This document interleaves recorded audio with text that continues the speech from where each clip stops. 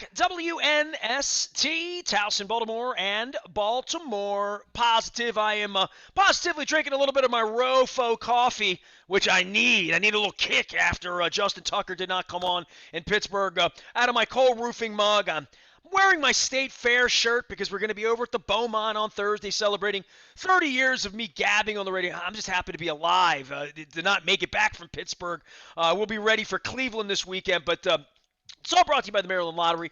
Let yourself play. We'll be playing from 2 until 5 this week at the Beaumont with Don Moeller, and then on next Wednesday at Costas, my home away from home. I'm going to feel like a king eating some crab and pure. I might just get some crabs. I mean, I'm in the mood for crabs. Luke, I'm going to tell you, my wife made a little run on Sunday. As you know, I can't sit in a car right now. It's kind of a weird little affliction that I have about my back. So my wife went like running around, and we're moving soon, so she was getting some stuff.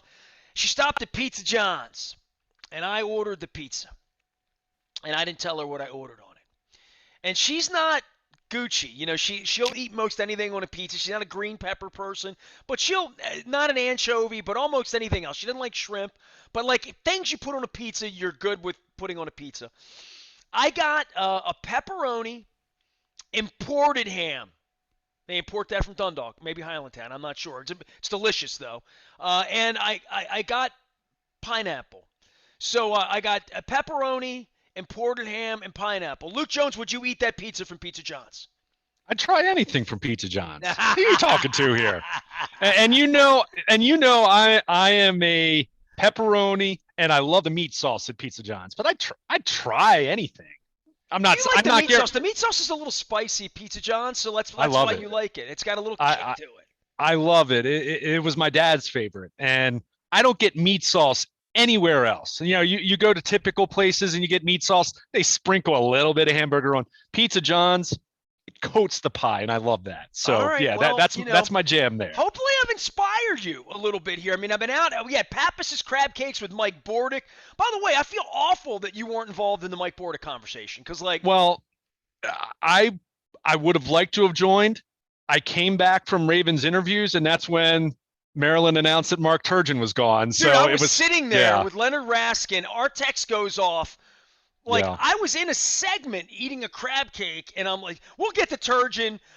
Yeah. We played football Sunday night, Luke. I heard you were at Heinz Field not eating Pizza John's. After the game, I felt awful. I felt so awful. I was like watching the press conference. You were peppering Harbaugh with questions, and there's the Marlon Humphrey thing and all that. And I'm thinking, why do I feel guilty at 9 o'clock sitting here like drinking beer from King Liquors and eating pizza, and you're driving down the hill? But it was a hell of a game. I mean, I've attended so many. I think I've missed 2 at Heinz Field through the whole existence. One because of my wife's illness, and the other one was like they played this wacky Christmas Eve game 15 years ago or whatever. But like, I don't miss games at Heinz Field. I knew Renegade was getting cute even though I wasn't there. I was tweeting about Renegade as you guys were saying Renegade's playing. So I feel like I was there spiritually looking through the glass and watching it shake and do all that. But the 2-point conversion thing, I've seen a lot of ish, I would say. That's a decision for all times, right? Like, I don't know if his father would agree with that decision, right? Well, it really does show how much the game has changed. I think certainly you look at it from an analytics standpoint, there is much more juice for doing that if you follow the math. Now, that said, I don't necessarily think John Harbaugh was solely thinking about analytics. I think that came into it, but he said after the game that they were out of corners. And let's look at this, okay? Keep in mind, the Ravens had 5 corners on their 53-man roster. All 5 of those guys were limited and missed at least some practice time over the course of the week due to illness or injury. Now, of those 5, 4 were active on Sunday. Chris Westry did not play on Sunday, was deactivated. He's dealing with a thigh hamstring issue that he's now missed a couple games. They lost Kevon Seymour at the beginning of the week, and he was their last corner on the roster. He was placed on the COVID list this past Monday, so he was down. But you look at it, Marlon Humphrey was sick. He was able to play. Tavon Young, if you look at it, people might be asking, did Tavon Young play on Sunday? He played 8 snaps. He did not practice all week.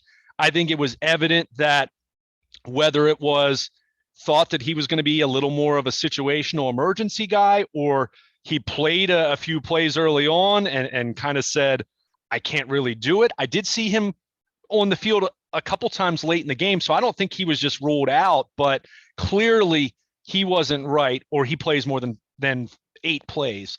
Jimmy Smith played a season high 42. Averett played every snap. Marlon Humphrey, of course, was playing every snap as well.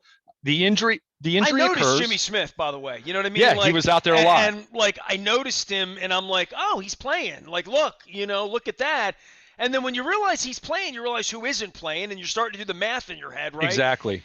And it didn't really occur to me until Harbaugh said it, and he was a little more subdued in the post game, as not as usually enraged or emotional or frustrated or annoyed or whatever those things would be. He was a little more introspective than he usually is. And I thought, look, I've seen him sit there and lie to me for 15 years at various points, right? About all sorts of issues with the team, and you go figure it out and all that. I felt like it was the corner thing was probably the reason that was a legitimate, not a contrived reason just to say we didn't want to play any more football. Well, that was part of it, and I'll tell you the other part in a moment. But you go down the list. So Marlon Humphrey exits. At the very least, he's not playing the rest of that game. And of course, we know at this point now that the fear, the initial thought is he's gone for the season. So you don't have him. So you have Anthony Averett. Jimmy Smith's on the outside playing the opposite corner. And Tavon Young maybe can play. I mean, he's played 8 snaps to that point in the game. Is he right? You need 3 corners. I mean, you're not playing base against the Steelers offense. You're just not. Their only other corner was Robert Jackson. They signed him to the practice squad on Wednesday. He played special teams. Clearly, he was not in the defensive plans. So you really are at a point there where you have 2.5 corners, maybe. I mean, I'm being a little facetious saying that, but is Tavon Young able to play every snap? And here's the part that John Harbaugh didn't say out loud. Did you see what the defense looked like in the fourth quarter? 3 straight drives, Pittsburgh moves down the field, scores points. Pittsburgh's averaged 7.4 yards per play in that fourth quarter. They weren't stopping anyone. And I think John looked at it with all of that, knowing from an analytics standpoint that, hey, okay, let's keep in mind, trying to win the game and extending the game are not the same thing. I always say this time and time again when we talk about these more aggressive decisions. You playing for a tie or playing to extend the game does not equate winning the game. So you do look at it in terms of what are their odds playing in overtime, assuming Justin Tucker is going to make the extra point. And I don't think, obviously that part that the Ravens don't have to think about that other teams do. Value too. Boswell missed an extra point on Sunday. We have to make a 58-yard kick to win the game. We can do that. They can. So I think from a fan standpoint, not from anything scientific, it's if we get into overtime, we've got the greatest kicker in the history of the world. For that reason alone, you'd like to think we have a benefit. Maybe, especially if you get to pick field position to some degree, right? If you get to kick into the closed end instead of the I'm just saying, if you're flipping a coin in overtime, and I'm going to stop you right there. Not a lot of teams can guarantee their kicker's going to make an extra point, for crying out loud. But you just said it, and it's a big reason why you go for the win there. The coin flip. I mean, right there, as much as you're talking about Justin Tucker, and you're right. And let's be very clear. I'm not saying that there isn't a lot of nuance and debate here. However, you do have to look at it. What are your odds of winning in overtime? What are your odds? What is your probability of converting that 2-point conversion?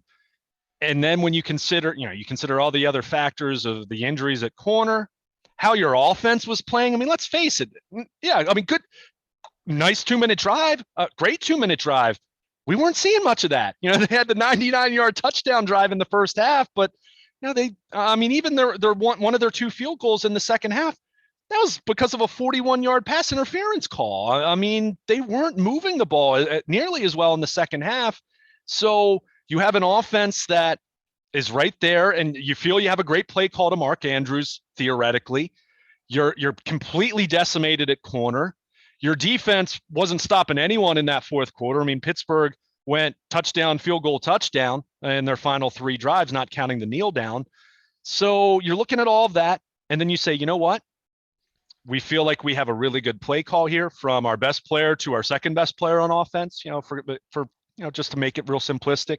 We need 2 yards. And if we do that, we win. We don't have to worry about our corners till next week. We don't have to worry about our defense struggling till next week. We don't have to worry about our offense that can't find a way to score more than 19 points these last few weeks until next week. If we can convert this, it's over right here and there. Give me a play. Give me a play, right? Give me a play. Right. So now that said, I'll certainly listen to playing for overtime, but you're looking at a way less than 100% Tavon Young as your third corner. Jimmy Smith, who's already played 2 plays, which is by far his season high this year. I mean, Jimmy hadn't even played the last couple weeks because of injuries. So I don't know. And again, it comes back to, do you win the coin toss? Because we know how big that is. So from that, factoring in all those variables, I didn't have a problem going for 2, but I certainly, hey, if it doesn't work, then you're going to be second guessed. And I think John Harbaugh understands that. And I do think in most situations where you're kind of looking at that being a normal health picture, yeah, you're going to take your chances in overtime because of what you said. You had the best kicker in the history of the league, save for Adam Vinatieri's longevity. And you have an offense that under normal circumstances, you'd feel good about going up against, compared to the Pittsburgh offense. But it's not the way that game was trending. So I do understand it. And, then taking in the analytics impact there where you talk about it, what are you more likely to do?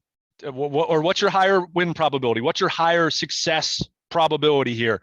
To win in overtime or to make that 2-point conversion? And, the Ravens with Lamar Jackson, the theoretical success rate with him with 2-point conversions, you could make an argument that that's going to be higher than the state of that team going into overtime, knowing that. And 50-50 on the coin flip too. Right, exactly. I mean, the coin toss is a huge part of that. They run that play 10 times or run a play there 10 times. How many times do they get 2 yards? 6? 6, maybe. Maybe 7. 2 years ago, I'd say 7. Now, maybe it's 5 or 6. But again, when you consider, maybe it's 3 or 4. Well, now. There's no Ronnie Stanley. There's no Marshall Yonder. There's no Gus Bus. There's no Nick Boyle. There's no Willie Snead cracking down. Sure. There's all sorts of things, right? Right. And the other thing you factor in there, and I'll bring this up because it was, it was relevant when we were talking about the Miami game, and John and Greg Roman even brought it up. The Ravens had run 74 plays already at that point. Who's gassed? I have no idea. The defense didn't play that many plays in its totality, but they played a whole lot in the second half, and the defense certainly looked gassed at the end of the game. They left it all out there on drives when they didn't get points. Right. So you look at all of those factors. I certainly can follow John going for 2 there. And let's face it, and Josh Bynes said this in the postgame. Josh Bynes, he is a football intellect. He's a guy I think will make a heck of a coach if he wants to do that when his career is over. If they complete that, it's a totally different conversation. We're talking about John Harbaugh, the latest, example of him being brilliant from an analytics standpoint, from an aggressiveness standpoint, from a standpoint Harbaugh of Cowboys, right? Yeah.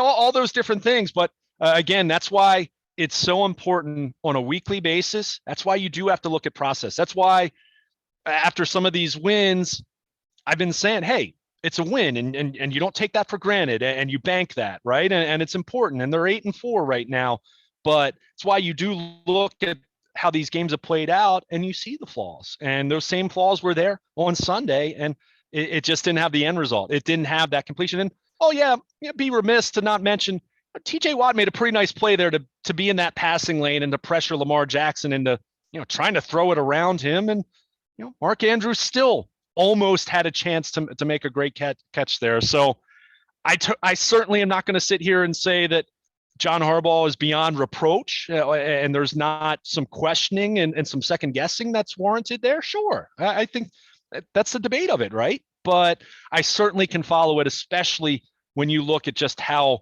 bleak their cornerback position looked. And, the sobering thing moving forward is, yeah, you would assume Tavon Young will bounce back. He had a non-COVID illness and, didn't play very much on Sunday. Chris Westry looked pretty decent in his pregame workout, so you hope he's close to being back. He's going to factor in, but this goes back to what we've said before. Going into training camp, you have Marlon Humphrey and Marcus Peters, two high-paid Pro Bowl corners that are two of the higher cap figures on your roster, and you're not going to have them now. And that's sobering when you think about Cleveland. Fine. We know that's not an offense that's going to scare a lot, although Pittsburgh hasn't really played at a high level offensively, but you've got the Packers coming up. You've got the Bengals again. You've got the LA Rams. So it's a sobering thought navigating the rest of this season and not just trying to make the playoffs, but also wanting to make a run without having Marlon Humphrey back there. And I'd say this. I still think, I don't think their cornerback position is a disaster relative to even some other good teams. There are bad corners. There are bad secondaries in this league. At the same time, when you think about what this football team was constructed with the secondary being arguably its greatest strength, and that's certainly not the case anymore. Also, what they're trying to do, in the grand scheme of things, they're not trying to go 10-7 here. Yeah. And lose the first week of the playoffs to the Bills, right? Like they're trying to win a Super Bowl here, and all due respect to Gardner Minshew running around up in Philly, and these other. I watch the 1:00 games, and I'm like, none of these teams are winning the Super Bowl. I wouldn't say that about the Chargers.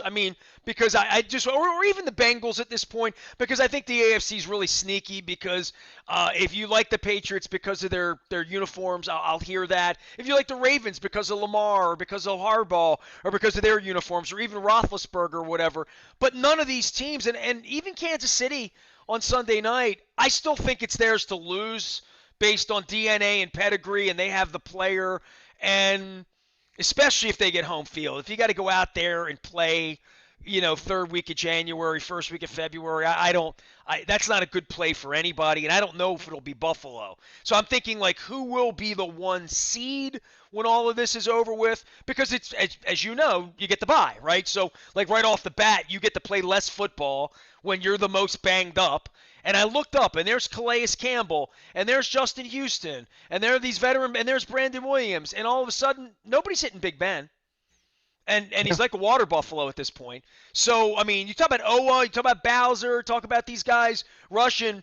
I didn't see anybody defensively eating, and flexing and showing. There was none of that going on in Pittsburgh. So, and all I did all last week was hear from Charlie Batch and Ed Bouchette, Will Graves, all my buddies, how awful the Steelers' offensive line was. Yeah, you're right. And in fairness, Ben Roethlisberger does get the ball out extremely quickly at this stage of his career. But you're right. I'm not going to argue with that. But it's funny. You mentioned the AFC contenders kind of going down the list. If you like a team, give it a week. It's like the Maryland weather, right? If you don't like it, wait 30 minutes. It'll change. That's what the AFC is right now. That's where you do have to dig deeper. And you look at the Ravens with their injuries compared to some of these other teams. And what's crazy, until Sunday, and you saw the Bengals, and I was watching the latter half of this game from the press box in Heinz Field, that they've been so healthy this year, and then they just had guys dropping like flies, and it certainly impacted their ability to come back. They came back, they made it a game, but it is so important. Again, I say it all the time. Next man up sounds great. It's an awesome T-shirt slogan. It's an awesome rallying cry because you have to. You have no other choice. You're not just going to pack it in, at least if you're a team that has any resolve whatsoever. But ultimately, come January, and we saw this play out with Kansas City last year, their offensive line was in absolute tatters by the time they played Tampa Bay in the Super Bowl, and we saw what happened then. But health does matter, and the healthiest teams in January are generally the teams that are going to have the best chance to win it all, and that's where you do look at this with the Ravens. And I don't know. And maybe they'll go out to Cleveland and they'll beat the Browns by 4 touchdowns, and they'll look like they did against the Chargers earlier this season and look like that.